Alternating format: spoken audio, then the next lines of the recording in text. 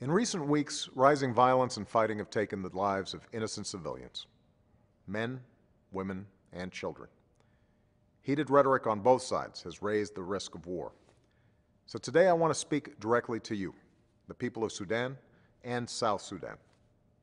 In your lives, you've endured extraordinary hardship. You carry in your hearts the memory of family and friends you've lost.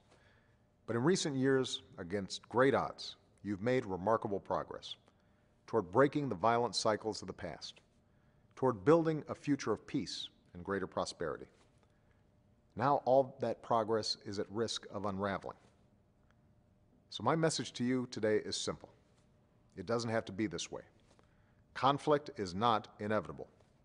You still have a choice. You still have a chance to avoid being dragged back into war, which only leads to one place: more suffering, more refugees, more death, more lost dreams for you and your children. We know what needs to happen.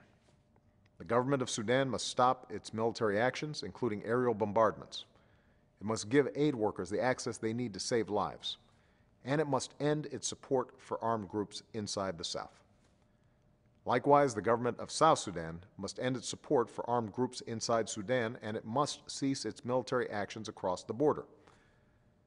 The presidents of Sudan and South Sudan must have the courage to return to the table and negotiate and resolve these issues peacefully. And all those who are fighting, including in southern Kordofan and Blue Nile, must recognize there is no military solution. The only way to achieve real and lasting security is to resolve your differences through negotiation. In times of tension, it's easy to forget that your future is shared. You will never be at peace if your neighbor feels threatened. You will never see development and progress if your neighbor refuses to be your partner in trade and commerce. It's easier to start wars than to end them. And yes, peace is hard. But the forces of history, which sometimes seem so large, are not beyond our control. Your future belongs to you. It is in your hands. You have the power, the choice, to say what comes next, whether your children will live in war or peace. The choice is yours, and now is the time to choose peace. As I've said before, those who have the courage to walk the path of peace will not be alone. You will have a strong and steady partner in the United States of America.